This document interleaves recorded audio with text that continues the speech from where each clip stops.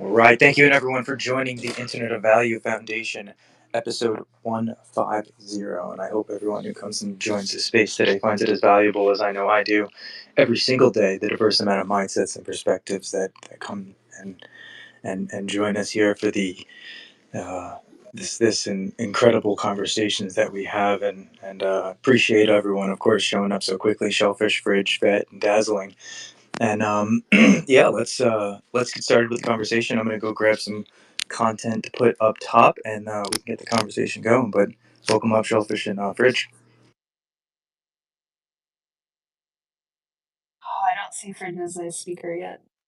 I'm gonna drop down and come back in.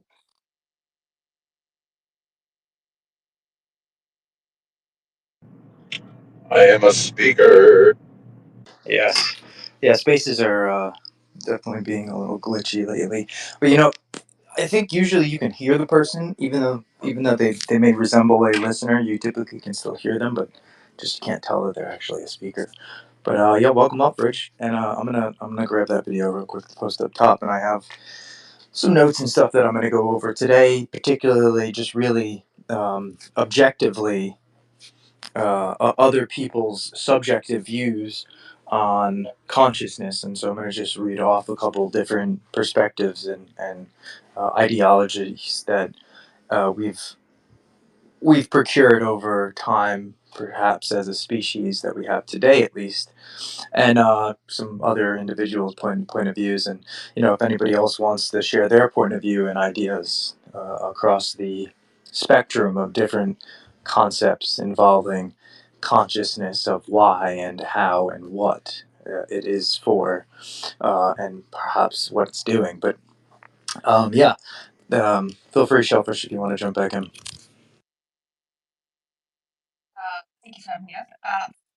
I'm just gonna ask Fridge, like Fridge, you got a new profile picture. Is this a new artist? I'm kind of digging the UFC. I think it's a UFC fighting one. Half a mile. What? Turn right onto you don't know what this is?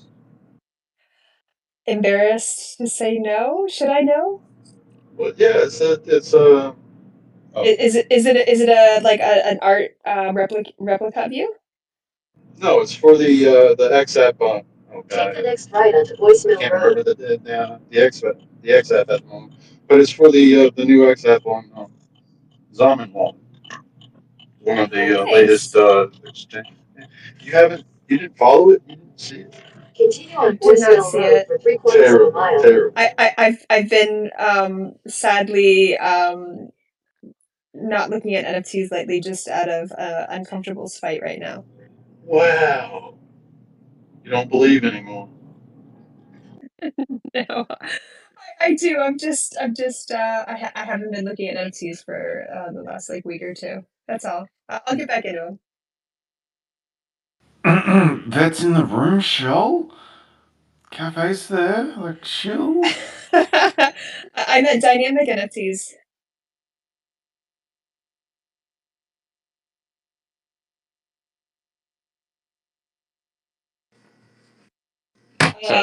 So I'm curious what the title, the dual persona identity, is that one or is that combined?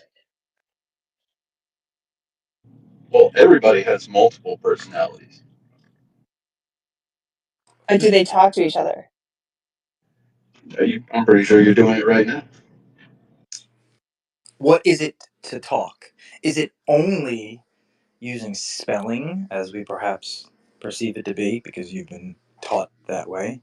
Or is there a much more in depth way of communicating that perhaps exists originally before we had created the syntax of language as we perhaps view it? Though, yeah, so the title of the space, maybe you weren't able to hear me before either. That's interesting because I was speaking about it. But yeah, no, so today I posted a video up top.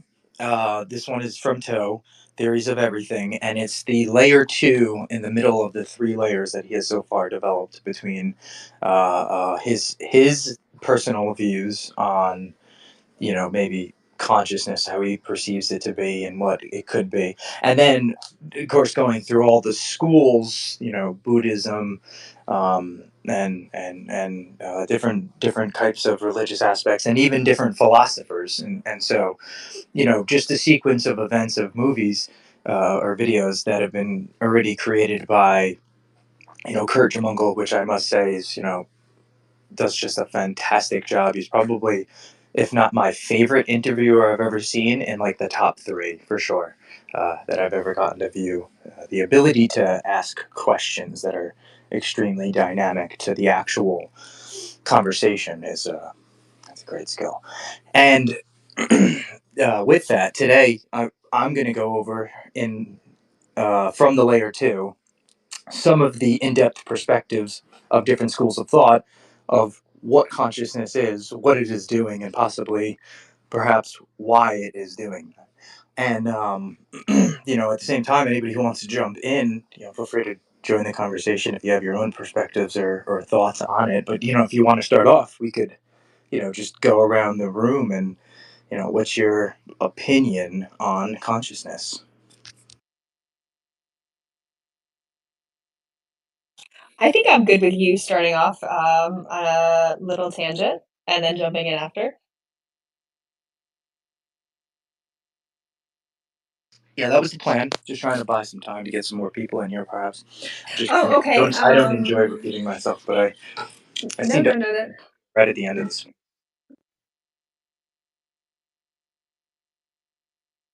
So do you want us to go ahead and start? If that was what your intention was, if you need time, then I can throw the consciousness net out there, I guess. Well, it's an opinion. What is it to you? Consciousness, something that is aware, that is able to not only perceive time now, but project into the future and reflect on the past. Dazzling. I haven't had enough coffee for this, to be honest with you. Um, consciousness. Yeah, I'm just going to stick with the kind of awareness thing. I could bring the free will aspect into it, as we discussed in a previous space a week or two ago. But yeah, I feel like consciousness is, somewhat aware of, your surroundings and kind of what you're doing. You look at some creatures around, and they, well, even some humans actually, that lack consciousness. I guess, but yeah, it seems to be something that we can kind of really tap into and kind of begin to understand things on a more complex level. I guess. Yeah, that's probably my take.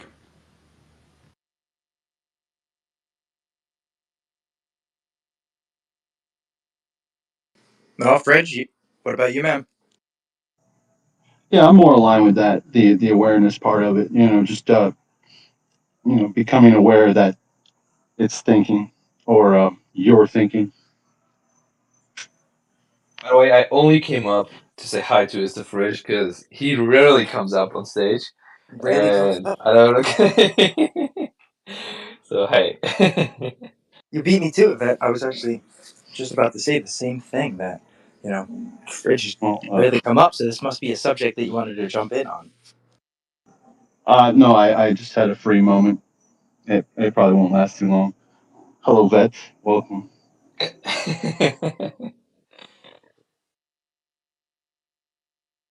But yeah, that was what I was gonna say. I agree with. I guess there's a lot of nuance, but I agree with that.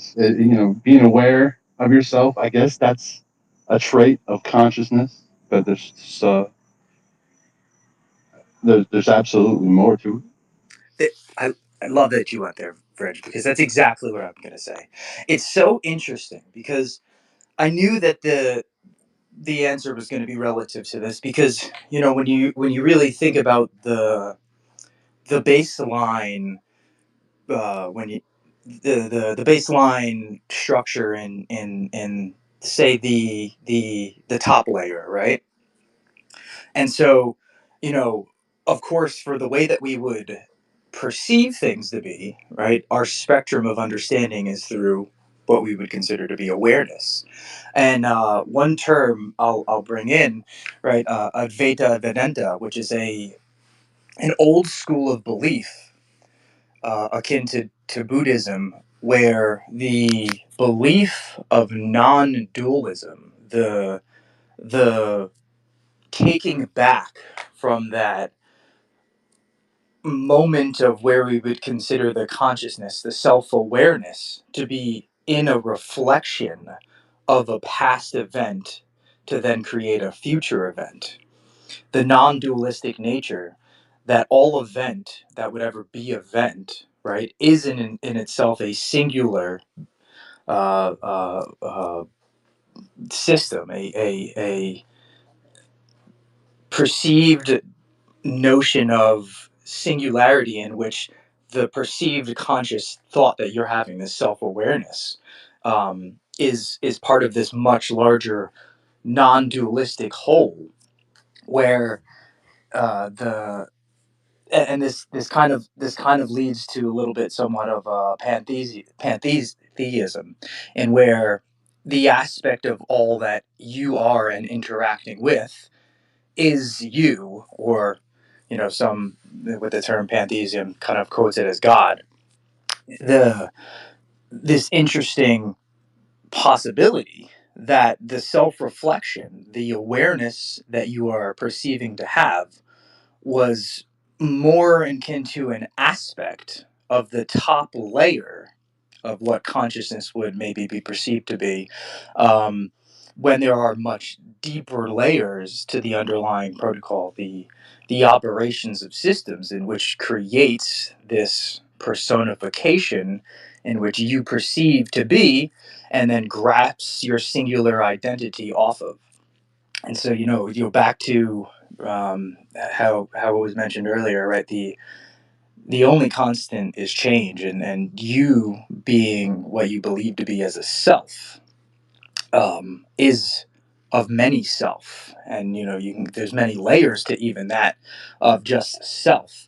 Yet, possibly, self doesn't actually exist. And so, then what is all of self? What is all of existence? And so I think, there's a really, kind of interesting way that you can look at the propositional view of how the creatures we call ourselves to be may have be more of, and this is going over to Vernacki, may have be more than what we think to be as our identities or our personas, could be these four ways of propositionally knowing, right? Before knowing. And so before you are even being, you are knowing. And the four characteristics that need to take place, and for this, in John Bernanke's opinion, to be a possibility of what we perceive then to be as consciousness, would be the propositional view of reality, the procedural view of reality, knowing what it's like, and then knowing through being what it's like. And so, I think that's a really, like, profound way to kind of almost talk about the evolutional reality in which the steps that the procurements of every single step that had actionably taken place was known before it was knowing. And so being in and itself, you as a representation of your persona or identity, is more of an aspect or an artifact of the larger conscious whole, in which is all knowing. Of course, you being knowing, part of the being. So I think that's also another interesting thought. And I'm just, of course, I'm going through my notes right here of the video I posted above for anybody who's recently joined and is listening. I'm talking today on a video that was part of a video series, 3 videos so far that has been created by So, which is the Theory of Everything channel on YouTube, as well as they are on X, but he doesn't he doesn't post any spaces or videos, perhaps too often. And this is just Kurt, who is the owner of the channel and speaker. Some of the information he's been able to gather and put together into one really, really just overall amazing series so far, and I think there's going to be probably more episodes to come on this. But just speaking about the schools of thought of consciousness, what it is, perhaps why it is, and then what is it doing, why is it doing it. I find it fascinating, and it's just something from a enthusiast standpoint I'm bringing up today just to conversate about. But going over to um, one of the interesting factors that actually comes together when you start thinking about the this possibility of like a collective consciousness, right? The underlying factor that all matter is part of consciousness. And so why are you and all of the matter around you, be it as we perceive to be dead matter, right? I mean, would you think of your chair as a living substance? Would you think of the ground, if you say you're walking on hardwood or linoleum or polycarbonates or whatever it may be that you're walking on? You know, do you perceive that to be alive? Yet it's made of the same structural atoms, in which you can't tell the difference between your atoms and those atoms, just the way that they are rearranged dimensionally.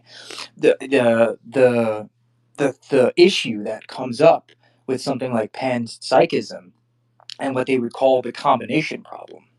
Why is the matter that is composed of you organically able to be operated in a unit of neuromorphic design, right? You have neurons firing off in your body, shooting out these little axioms that attach to other axioms that then form these larger linguistical neurological structures in your brain, right?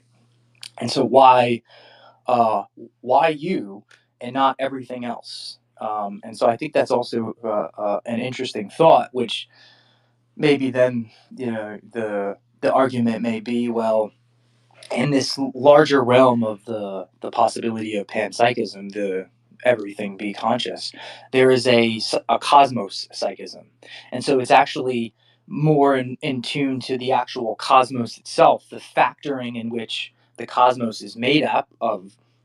Possibly knowing before knowing, so existing of intelligent structure of relation of understanding actionable states prior to cosmos being what we perceive it to be as cosmos, that being the underlying base structure of consciousness. And then through those layering approaches, we then are that aspect of what we would consider to be a singular personality or a persona of that larger collective consciousness, which is the cosmos in this aspect, which I think you know solves some of the underlying issue possibly that would come of thinking about if everything was itself conscious, right? Every particle, every perceived rendering of every notionable action, whether we are able to visually view it or not, or know it's there for sure or not, which question about knowing in general.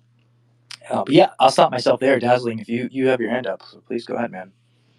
Would you agree that, or would you say that, or are you saying that there's different levels of consciousness? So the chair, the material of the chair has, some degree of consciousness, but then say, a star or a sun or anything like that has also a level of consciousness at different levels. Would you agree?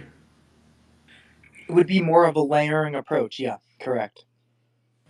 So the more energy then, or massive matter um, would stipulate, I guess, a higher level of consciousness. Not necessarily. And one thing could be said, right? Like the complexity of structure that's of what's going on inside of a star, and the complexity of structure that's going on inside of us is we're magnitudes more complex. Right? We just don't understand how to put the things together to make the energy source that would be. Actually, I shouldn't even say that because we have created energy sources that are larger, higher aptitudes than stars. We're just not able to sustain them publicly, right? Oh, that yeah, But that's really. That's super interesting because our brains are so condensed, right? And then we have a level of consciousness and understanding of things, or how we perceive things anyway. But then we look at the sun, right? And we go, okay, well, you look at the energy and the mass within that object in particular, and to us it seems, like it doesn't have any consciousness, but its perception of consciousness could be on a completely different level, that we are not able to perceive.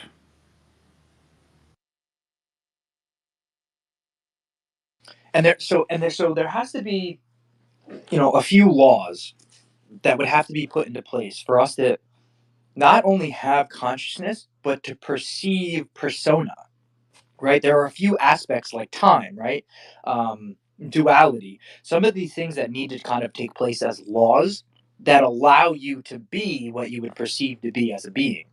And so, thinking about like the cosmopsychism or the possibility that everything be conscious, well, if we're thinking about it from the respectiveness of these particular laws, these injunctions, if you will, that need to be in effect to kind of sustain the underlying belief of why, right, this starts to lead to maybe why consciousness exists. um yeah, I think, there may be a particular reason then that we, or assimilations of what we perceive to be intelligence, are actually assimilated in the exact manner and perspective that it is. And this kind of goes back to the knowing before knowing, or being, right? Knowing before being is being, because then there is an aspect of this universal consciousness, that is playing into effect for some sort of reasoning. Whether we understand what that reasoning is, or are ever able to conceptualize, obviously, us being many parts of what would be the sum, which would be the whole. And so it's very hard, right, if you think about it as from an objective perspective of understanding the parts. If you're part of the parts, it's going to be much more difficult to understand the whole from the perspective of being the parts. So there's something there, and lies that, which is part of the factoring into why I think that there'll be an endless possibility of possibilities, because if their underlying consciousness is everything is underlying consciousness, well then there will be a infinite, whether it be finite to what we could possibly observe or be able to procedurally recognize, but an infinite amount of possibilities and a finite possible understanding, which would be our personas, our identities, inside of a part of the layering of consciousness. But we are what we would perceive to be as the top layer, right? We're the or I know I call it the base layer sometimes. Sorry, but the this top layer where, if you think about it from like the Earth perspective, right, the ground would be the layer underneath us, and there'd be all these different layers that give the Earth the ability to have its gravitational circumference and speed and movement. We are the ground, right? We're like the ground floor layer, but there beeth many depths of layers underneath, and this is more where the conversation is going, digging back those layers and saying, "Oh, there's some worms down here. What's 150 feet deeper?" Seems to be, weird sediment. Well, what's even deeper than this? Now we have molten rock. What's deeper than that, possibly, right? So, yeah, just talking about the layers. Dazzling, go ahead. Yeah, as you're mentioning as you're mentioning the layers, uh, I'm kind of beginning to think about how we're kind of layering the data within AI models at the moment, and if we're talking about different levels of consciousness, then you could agree then that AI does have a level of consciousness currently, and the more we layer that data, the more we feed it, and the more we train these models, I guess the more conscious the AI would become, and yeah, that's kind of a scary thing because it's something like we're creating right in front of our eyes every day. We are witnessing consciousness being born, but not at the kind of levels that, you know, we're talking about here, kind of like at the level that we know and that we understand, you know, without interactions between ourselves, right? Between you and me and everyone else in here and people I meet in real life as well every day. When I go to work, like the interactions that I have between them, like we're literally in the middle of creating consciousness that we can interact with on that same level, and that's just kind of so mind-boggling to think of that we're at this point in time where we can do that. It's crazy. It's nuts. Right. And so one thing, um, you know, from the thought of what we've spoken about for the most part so far, there is an underlying factor between determinism and free will, right? In this, of course. And, you know, when you speak about knowing before knowing, there is some sort of determination of factorization that would be going into that, right? If you knew what was going to happen before you did it, that you'd have a factorization of possibilities of events that would occur from your action, and so you could take that into account. Um, you know, the one thing I would say from creating other consciousnesses, and I do agree with you when you know mentioned the AI thing, right? The difference between I think what a lot of people look at it from a conscious aspect and an intelligent aspect are two really like separation of course of actions and ideals, because you know consciousness might be the ability to be self-aware, and so self-awareness could be a spectrum of understanding the, you know, take it all the way down to your cellular level, right? I mean you you have an anatomical understanding. Your cells have an anatomical understanding to all of the cells that are next to them, right? Take an embryo and you know genetically modify and cut the embryo in half and allow the embryo to grow as two separate embryos. Your cells, the cells, particularly in this test of a salamander, right, were able to make up the difference for whatever you know sequence of events that needed to take place for it to still be a salamander. So the programming said, okay, we have less cells. We have to fill this anatomical space, make larger cells. And so, you know, there seems to be like some sort of understanding of aspect, even just deeper inside of ourselves than we're able to even observe or perceive to observe from just a visual standpoint, right? Obviously, you can't view your arm and see the interactions of your cells that are going on. And if you can, that's really cool. But would you yeah, say it's a cellular consensus? you could say it's like a cellular consensus, yeah, and that's an interesting you know way to put it. But why do your cells know that they're your cells? And when you shake Dazzling's hands, do they not think all of a sudden that they're Dazzling cells? This is like, actually, this is almost the thing in AI, right? Why does AI not realize, right, when it's transforming from one aspect to the next, that that person shouldn't be a dog that's now an airplane? Like that, it's just, it's, you know, conceptually from an observer standpoint, it's not something that we perceive to be as average or normal or anything that takes place in our reality as we can at least observe it other than in the video of the AI. And so this is where I think we could take something from like saying, yeah, maybe there's a self-aware aspect of the programming, the interactions of electromagnetic signals on the chip, which created a certain, you know, fractional vector space of relationable actions, which created the content on the computer.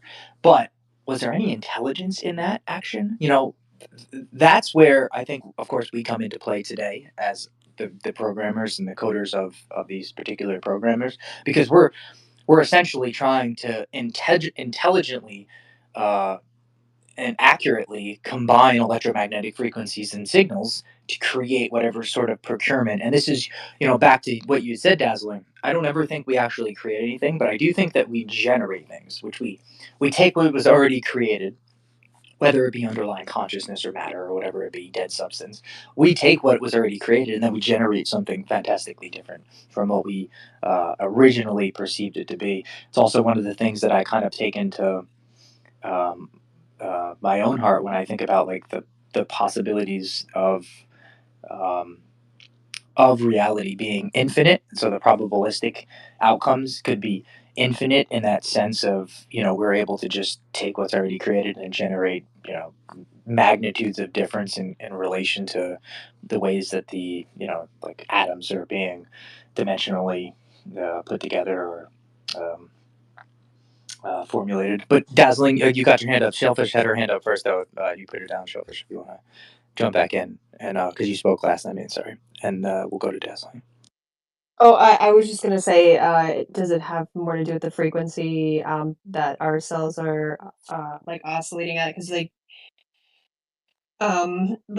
like our cells are basically talking to each other at all times. So wouldn't it just be giving off that frequency, like those hertz, so that way they would recognize each other? I mean, it's not a matter of just speaking it, but like our cells are talking to each other at that lower level vibration or that atomic um, consensus, right? So, yeah, like just because we can't hear it doesn't mean it's not existing.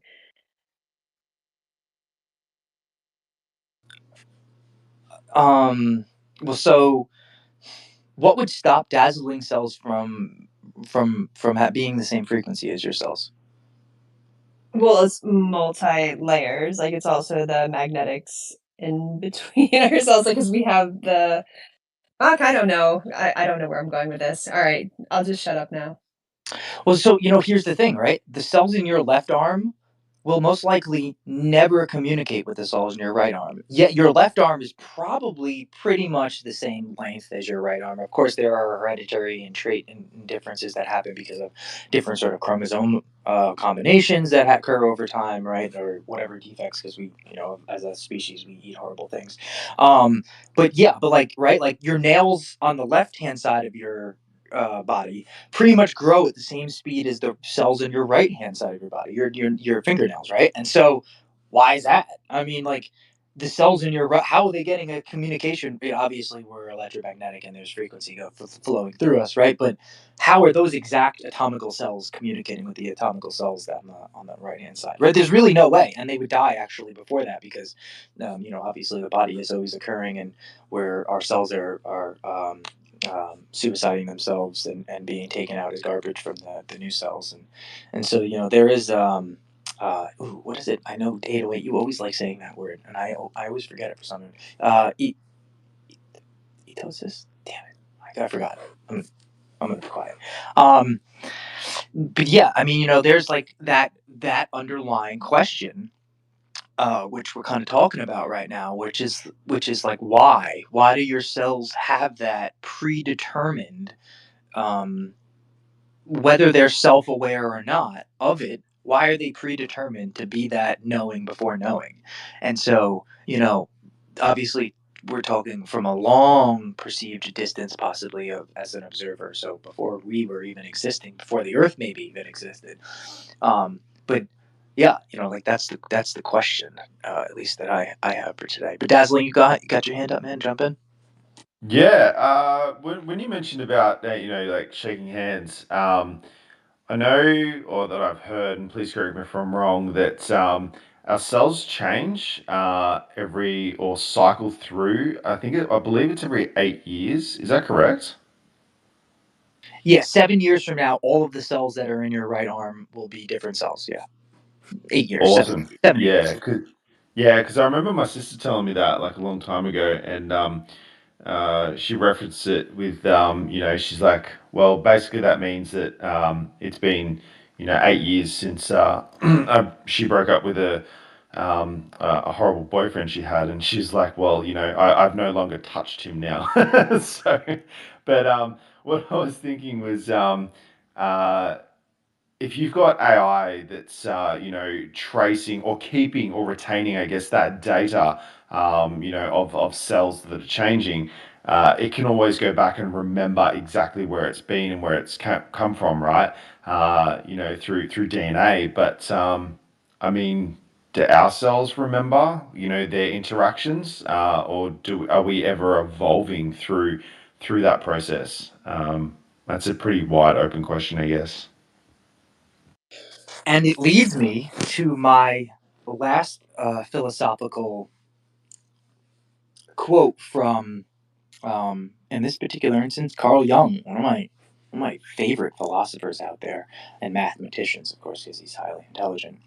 But so Carl Jung's perspective on consciousness is that so the mind consciousness is actually just the tip of the iceberg, and so how I kind of mentioned it as the space floor. I think I'm going to take tip of the iceberg actually because that's probably much better of a description. I don't know if anybody's ever seen an iceberg before, but typically what you're viewing of the iceberg is the smallest part of the iceberg. As it usually goes down in the depths of the water, the iceberg is extremely large.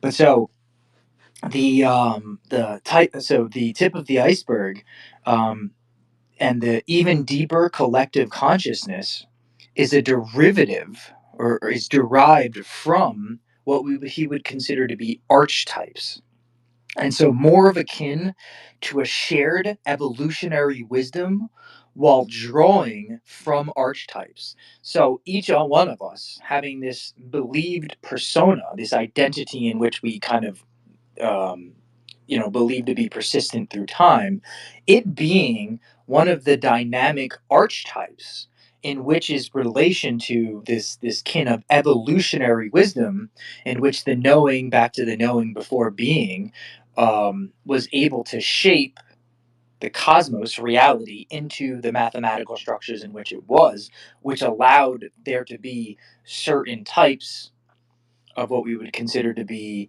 personas or identities that perceive themselves to be going through time. And so, I think that was pretty close to what kind of like you were asking there, Dazzling, right? 100%. Definitely. Yeah.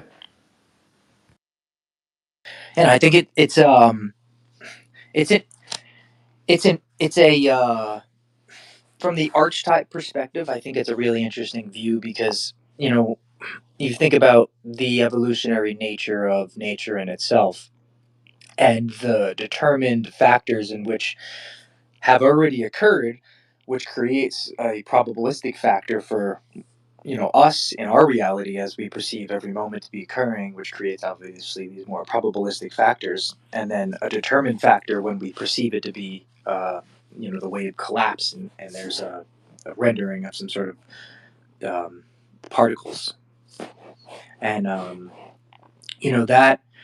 that in itself being almost somewhat of like a script, if you will, as part of the play in which the act is, stage one is us. And the, of course, layer of the stage in which would be the perceived notion of occurrence, right? Not underneath the stage, not what's occurring behind the stage, but the stage be reality. And I think that's if you look at it from kind of that aspect, um, the only real question then comes down to it is what's the directive? Who is directing that kind of situation? And so I know, of course, many will say the word God, or we have like quantum layer, metaphysics. I really like the space of Platonic minds, but either way, we do understand, and this goes back possibly thousands, tens of thousands, if not, 50,000 years, that there are writings from, people like the Veda I had mentioned beforehand, from the Vedanta, which came from the Veda. The Sumerians, and you even have sutras from like the Punjabi in Buddhism, which of course is a very old religion in itself, that state these kind of underlying factors, this realization of geometrical representations of actionable states in the form of what we would consider to be electromagnetic frequencies, electricity, that shape reality to be the geometrical representation in which we perceive it to be. Now, I don't know exactly what we can do with that, but I think those two things combined are the majority of what we need to then understand the mathematical structures and to interact on whatever realm it would be on, that would then be able to have some sort of actionable state difference in our reality. And I think, the possibility, of course, in this being a infinite possibility with a finite spectrum of observable understanding, hopefully leads us to create what I would love to call a loving and empathetic situation, technologically advanced species. And that's of course my hopes and my thoughts on it. And I think that this understanding combined with mathematics is really where the 21st century physics is actually going. This is the dilemma in physics. Everybody seems to be trying to solve this unification theory, this unification issue, in which we as a scientific realm, as a species, believe to have enough understanding in which we think that we understand how reality in itself works, why it works this way, not necessarily, I should say, yeah, how it works this way, sorry, not why it works this way. And I think the big question then becomes why it works this way. Figure out why it works this way while knowing how it works this way. We can then say, well, what do we do? And I think there's a lot of possibilities with that. But if anybody has any last thoughts on the space, or any questions or anything they'd like to come up with before I close up in the next couple minutes, please feel free to jump in. I think without saying it, you were kind of alluding to, the fact that we have telepathy. We can communicate with each other, which is, I mean, you can't literally, well, as far as I'm aware, I haven't had access to it yet, but as far as I'm aware, I can't, have a constant stream of information from my head or my thought process to someone else's. But I feel like there is some sort of underlying frequency and energy that we do interact with, that is there, and it can be tapped into. It can be as little as things like you say something and it's like, oh, I was thinking that the same, that happens quite often between, two individuals. And then, yeah, sometimes you have like a particular feeling, like about somebody, or something's going on, and you call them, and like that something has happened, or whatever. So I feel like there is something there that we are able to tap into that science hasn't yet been able to kind of prove, but it does seem to be like there is something there. It'd be interesting to see how technology develops and whether we can actually tap into these things if they are there. I think that would be really cool, and what that would do to our consciousness, man, I don't know, but it's exciting. I know it scares a lot of people, that kind of concept, and you definitely can't have these conversations around the normal dinner table, that's for sure. So I appreciate you providing the space so that we can have them, and maybe one day, everyone else might be a little bit more accepting to these realities that might be possible. So awesome space, man. Thank you.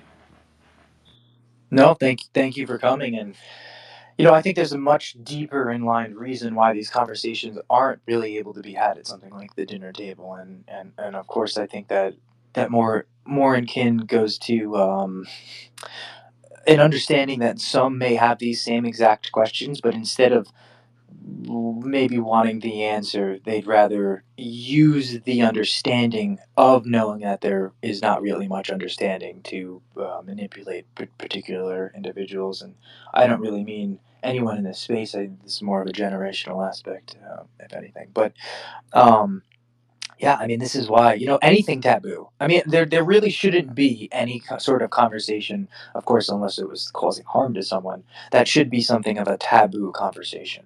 Yet, we have the thought, going back to consciousness, right? Our original, where we started, we have this thought or perceived notion of duality, right? Good and bad, yes and no. That's right, that's not right. And so taboo, right, being something that is not maybe talked about very often, or maybe something that you would get a look at from someone else, right? Just the underlying knowing that you're self-aware, that you understand they don't understand duality, and that's truly that moment. That is what is occurring, right? the the inherenting nature in which the programmed algorithm is just what's running, and it's not necessarily the self-awareness that then can create a critical thinking, which I consider to be intelligence of the actual algorithm, which allows you to say, I don't want to run this protocol the way it's running at this moment. I'm gonna switch up the algorithm, which of course is a pattern, which generates a different habit, and of course we are patterned habits. So, in a nutshell, of course, yeah, it's great. That's Sorry, go that ahead. that yeah, I was going to say, yeah, that's I mean, this will lead into a whole new conversation, maybe for a space for another day. But it just goes into the programming of the way society, the way everyone is in society through the education system. It's just I think it stops people from being able to think outside the square. And it's a shame. So I don't blame anybody for not wanting to kind of explore these areas. I just think that we've kind of been denied the opportunity to explore these thought processes. But I guess that's our job from now to kind of hopefully help some others. And I can see that's why I was saying, like, you try to talk to other people, and they just shut down. They're like, no, I don't want to have this conversation. This is too weird. But then if they latch onto us, just a little something, right? And then their curiosity is spiked there. They go on a little mission to find out some more, and then a couple of years later they end up on Twitter, and they end up going down the rabbit hole like the rest of us. So, but it's cool. If there was any job, that would be the job. That is right. Putting in your works. I mean, that is essentially what putting your works in. It's spreading truth, spreading information, right? Of what you could consider to be light, which is light is relative to truth. So yeah, I couldn't agree. I couldn't agree more. And that is also, leads me to my next thing. What the next space is going to be on, whether it be tomorrow or Thursday, is going to be game theory. Actually, is going to be the topic, and so really just leading us right over to that exact, notional understanding of the theoretical theorization of aspects which create actionable intentions behind that aspect, whether it be aware or not, are something that is taken into account in every aspect of our society. I mean, from the roads to the way that the cars are built to the way that your shirts are assimilated. There is a theoretical game thought inside of each one of these. But yeah, it was a great conversation. Shellfish, any last thoughts from you? No, it was a great space. Thank you for having me. Appreciate it. Excellent. Well, I appreciate you guys for both coming today, and look forward to seeing everyone here. Hopefully, we'll be back tomorrow, Tuesday, 4 p.m. Eastern Standard Time. And if not, we'll see you guys Thursday. But hope everyone has a great rest of the night, and love you guys. Night, everyone.